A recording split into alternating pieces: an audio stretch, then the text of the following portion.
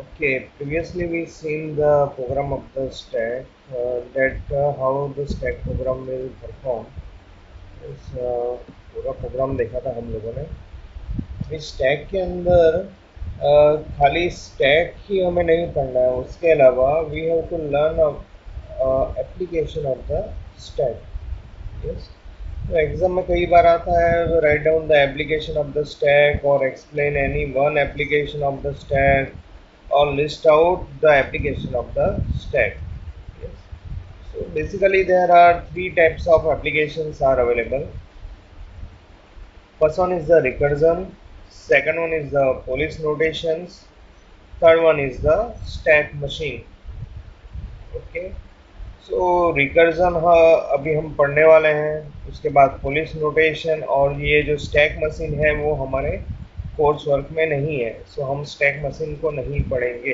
Yes, we have to learn only the two things, that is a recursion and we can say Polish notations. ये खाली दोनों चीज हम पढ़ने वाले हैं। Okay, now first application of the stack क्या है? That is a recursion. Basically, a function calling itself inside the function is called as a recursion. In short, function calling inside function. Yes, जब function खुद को ही call करता है that is called as a recursion. Yes, यानी कि क्या function में से हम फंक्शन को कॉल करेंगे, यानी कि फंक्शन अपने आप को ही कॉल करेगा, that is called as a recursion. Okay, recursion के अंदर देर आर टू कंडीशन और we can say two main condition that must be satisfied in the recursion which are followed. Okay, ये दो कंडीशन रिकर्जन में होना ही चाहिए। अगर ये दो कंडीशन नहीं हो तो हमारा रिकर्जन क्या हो जाएगा?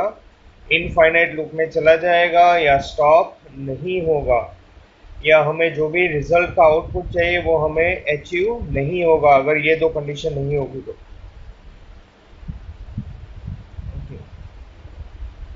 First one is the we can से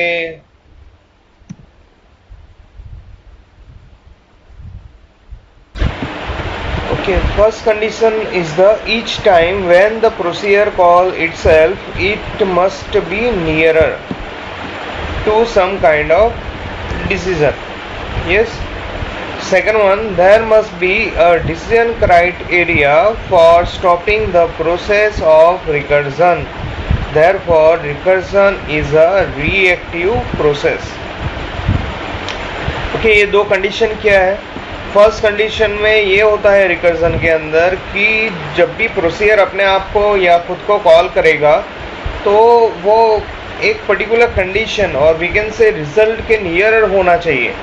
यस, सो वहाँ पर वी कैन से पर्टिकुलर जो भी हमारा कंडीशन कॉल होगा तो रिजल्ट के नियर रहेगा, तो we can reach up to the stop criteria, otherwise हम स्टॉप क्राइटेरिया पर नहीं जा सकते हैं। यस, एंड सेकेंड वन क्या है? There must be a decision criteria, यानी कि क्या? There must be some kind of if condition or any condition from which we can come out from the particular procedure, or we can say come out from the recursion process. So that is a we can say second thing are required, that is the decision criteria or we can say if condition, and first one is the procedure. When procedure call itself it must be nearer to some kind of decision or we can say some kind of output. Yes, recursion का use बहुत सारी जगह पर होता है। We can say complex structure को अगर हमें सॉल्व करना है, yes, then we can use the recursion kind of thing. Recursion का यूज लास्ट टाइम हम लोगों ने किया था to find out the factorial of N numbers, और we can also find the sum of N numbers.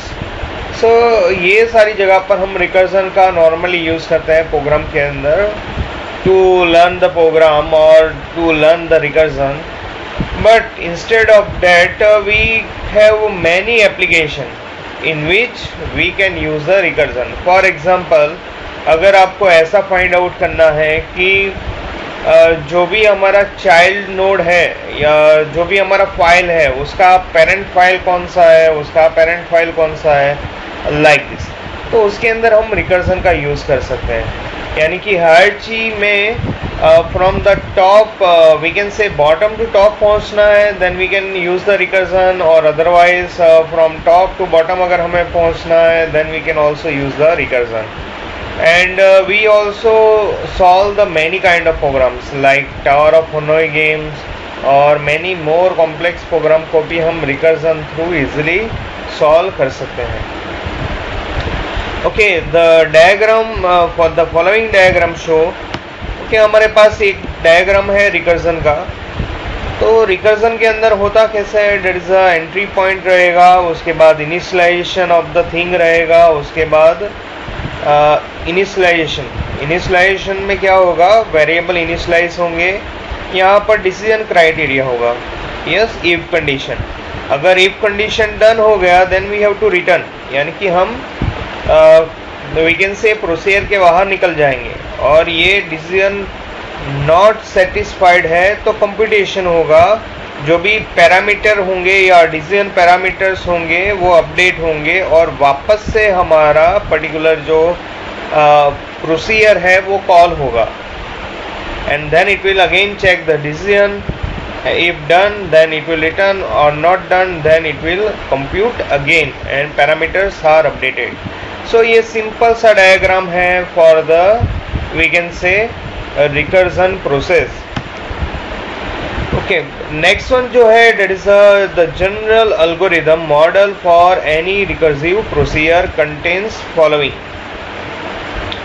Okay, recursion के अंदर ये एक मॉडल फॉलो होता है। फर्स्ट वन जो मॉडल का पार्ट होगा that we can say as a prologue, yes, the purpose of the prologue is to save the formal parameters to the local variables and return, yes, ये जो prologue है वो क्या करेगा, formal parameter को save करेगा और लोकल वेरिएबल को सेव करेगा और रिटर्न करेगा। Second one is the body, if the criteria has been satisfied the final computation has been performed and it move to the third step, epilogue, otherwise confirm computation and for two step, that is the initialize the recursive call। इस body जो part है उसके अंदर क्या होगा, जो हमारा decision criteria है वो कंप्यूट होगा, या जो भी हमें कंप्यूट करना है या कैलकुलेशन करना है वो सब हम कैलकुलेट कहाँ पर करेंगे, बॉडी के अंदर करेंगे, and then we have to move on the step 3 that is the epilogue. Otherwise the जो भी पैरामीटर्स हैं वो सारे कैलकुलेट होंगे और वी कैन से इनिशियलाइज होंगे और रिकर्सिवली कॉल होगा। एपिलॉग है, एपिलॉग क्या करेगा, restore the most recently saved parameters and local variable. Okay, so ये 3 पार्ट है, prologue, body and epilogue. Okay, इसको डायग्राम में समझते हैं। एंट्री पार्ट जो है ये प्रोलॉग क्या करेगा, it will save the formal parameters, local variables and return things. ये एंट्री पार्ट कंटेन करेगा, formal parameters and local variable को कंटेन करेगा और ये क्या होगा, रिटर्न होगा। That is a prologue. ये बॉडी पार्ट है। बॉडी पार्ट क्या करेगा, it will inside the body part we have a decision criteria, yes, अगर सेटिस्फाइड नहीं है सो पार्शियल कंप्यूटेशन होगा और ये पार्शियल कंप्यूटेशन पैरामीटर्स को अपडेट करेगा, वापस से डिसीजन क्राइटेरिया में आएगा, ये पूरा लूप जैसा चलेगा। अगर ये डिसीजन क्राइटेरिया हमारा सेटिस्फाइड हो जाता है then it will go for the final computation, yes, और ये क्या करेगा, रिस्टोर करेगा रिसेंट वैल्यू को। रिकर्जन के अंदर जो भी रिसेंट वैल्यू है उसको रिस्टोर करेगा और एग्जिट हो जाएगा। So final part is called as a epilogue, decision part is called as a body, and we can say parameter, local variable, and return part it is called as a prologue.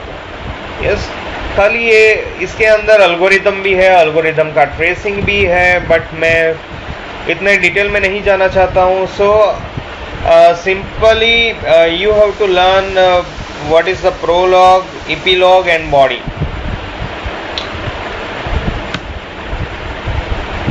Okay, so I hope next topic will be we will learn in next lecture. So I hope that you understand what is the application of stack. Yes, ये कई बार exam में आता है.